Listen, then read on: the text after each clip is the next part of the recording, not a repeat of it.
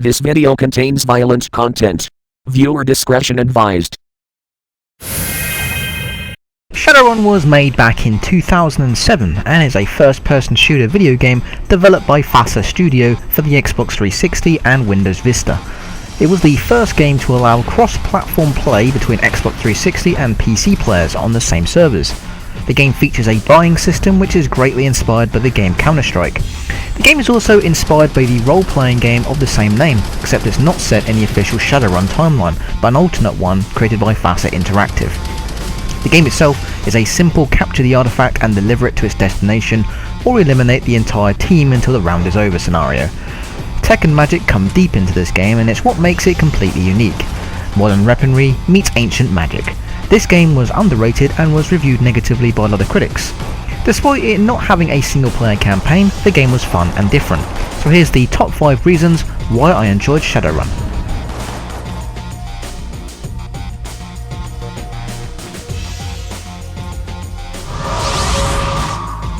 The story.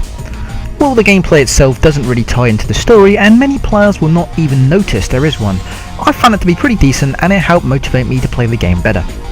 According to the ancient Mayan calendar, magic is in a cycle, leaving the world and returning every 5,000 years. It enters the world, grows, peaks, and eventually retreats. When magic was last at its peak, a powerful ziggurat was constructed near Santos, Brazil. The purpose of this construct remained unknown in the midst of history. Then, on December 24, 2011, magic began returning to the world, leaving change and confusion in its wake. RNA, a powerful multinational corporation, has been researching magic seemingly since before it returned, enacted martial law and declared a curfew for its citizens. The locals, upset over previous RNA incidents, began resisting RNA's efforts. Resistance turned to conflict, conflict turned to skirmish, and skirmish eventually plunged the city into all-out war. On one side, RNA Global, driven to control magic as an economic tool, found themselves with a powerful but precautious toehold in a city ravaged by change.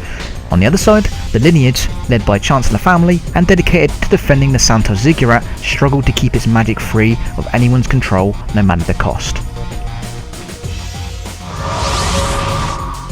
The gameplay. Shadowrun is mainly a first-person shooter introducing mild cyberpunk elements to the gameplay. Before each match, players can purchase magic, tech and weapons.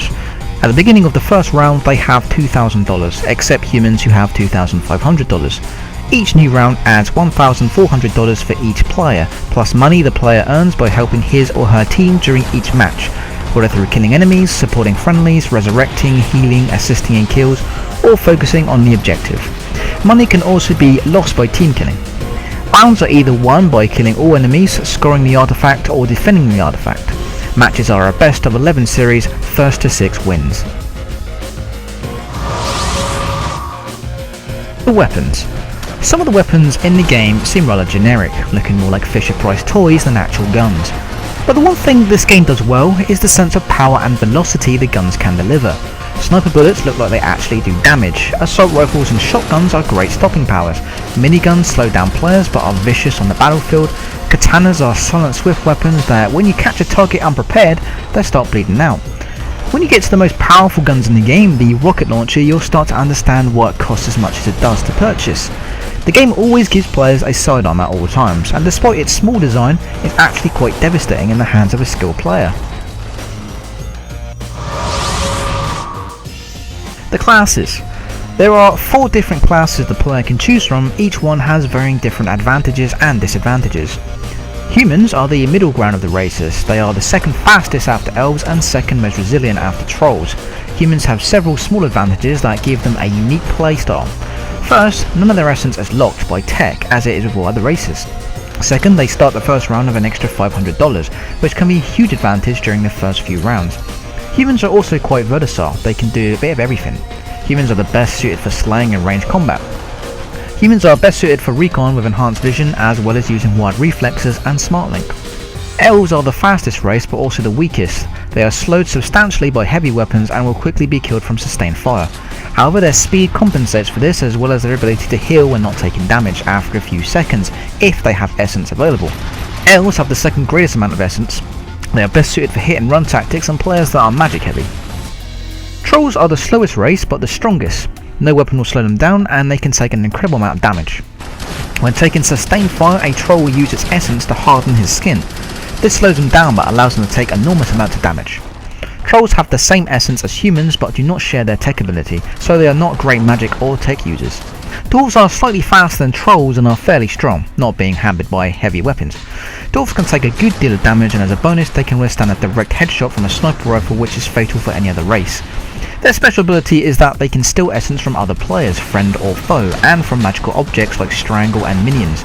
Dwarves have the highest essence, however they regenerate it very slowly when they are not draining it from other sources. In addition, dwarves are able to withstand a surprise attack from a katana and not bleed out. Dwarves are very tactical and are best played as a specialist race. Tech and magic. The tech and magic are where the game developers brought a little bit of the Shadowrun identity. Before each round, a buying menu pops up that allows purchasing them with limited funds. One shoulder button is always reserved for firing the weapon, but the other three can be mapped to the available skills at any time. Teleport. Teleport enables players to instantly warp 8 to 10 meters in the direction of their movement, even through solid objects. 3 pips of essence per cast, 1 second buffer time. Teleport is one of the most important abilities in the game. Resurrect. Resurrect allows a player to bind fallen teammates to their own life energy in order to bring them back to life. This also works to stop teammates from bleeding out. When players are bound through resurrection, the caster must sacrifice some of their maximum essence. 4 essence pips will be used for cast and then locked if successful. Strangle. Strangle produces a field of crystals which restricts the movement and drains the essence of any player caught amongst them. It does minimal damage but can kill players with low health. Most effectively used by dwarves and elves, Strangle can be countered by weapons, fire grenade, AMGs and dwarves. Summon. Summon will give players the ability to summon a creature which can either be ordered to defend an area, attack enemies nearby, or ordered to directly pursue an individual target which it will relentlessly hunt until destruction. Though powerful, summons are very weak to essence draining magic and tech, and they will also abandon any orders in order to attack another summon, be it hostile or friendly. Minions attack with their claws and they can cause a lot of damage in close quarters. Gust. Gust grants the player the ability to a powerful burst of wind that can push enemies and objects away, and if timed carefully can break a player's fall. Players hit by Gust will find their accuracy lowered for a short period of time. In addition, Gust is the only way to damage players using the smoke magic. Gust bodies to resurrect or prevent multi-resurrection or push bodies off the map, instantly clearing a body instantly. Smoke. Smoke allows a player to turn their body to smoke, causing bullets, explosions, and falls to cause no damage, though being hit with Gust or the other effect will cause significant harm. Players with smoke mapped cannot be seen by enhanced vision and completely undetected when activated. Tree of Life. The Tree of Life creates a tree that heals anyone nearby, as well as providing a physical barrier that can be used for cover. The Tree of Life lasts until it heals a certain amount of damage or is destroyed by enemy fire. The closer a player is to the tree, the faster they will heal. The Tree of Life will heal friend or foe alike and has 3 pips per cast. Tech is even more supplementary in nature. Essence used often applying these skills slowly recharges over time, but those skills with persistent presence keep some essence slots reserved for the duration. Again, let's take a look at these different techs. Enhanced Vision. Enhanced Vision allows the player to detect nearby enemies, as well as teammates, through walls. Enhanced Vision is effective up to 60 meters. A cast sends out a pulse that lasts 5 seconds, then cannot be activated again for 3 seconds. Having Enhanced Vision mapped will allow the player to see enemy Enhanced Vision users when they cast the pulse. Glider. Glider enables short distance flight. It is also used to negate fall damage. Gliding players are vulnerable to sniper rifles and rifles due to their slow aerial movement. When gliding, activate and deactivate to increase forward movement. Wild Reflexes. Wild Reflexes passively enhance the player's running speed, jumping height and reload speed while equipped, and allow deflection of bullets when wielding a katana. Wild Reflexes can be activated for an extra boost of speed at the expense of some health. Anti-Magic Generator. Anti-magic generators are thrown like a grenade. These devices drain essence of any player or magical object caught within their field. 4 anti-magic generators can be held in the inventory that recharge over time when current ones are destroyed or run out. Players cannot teleport effectively into area covered by an anti-magic generator, and when looking directly at one, teleport distance is reduced to 1 meter. Smart Link. Smart Link implants an ocular aiming system which assists players by increasing auto-aim and magnetism and automatically preventing firearms from firing when a teammate is in the crosshair. However, when activated, Smart Link is visible by a red laser beam that emerges from the player's eye. adds a level to zoom to all the weapons except katana, and unlocks 2 pips of essence.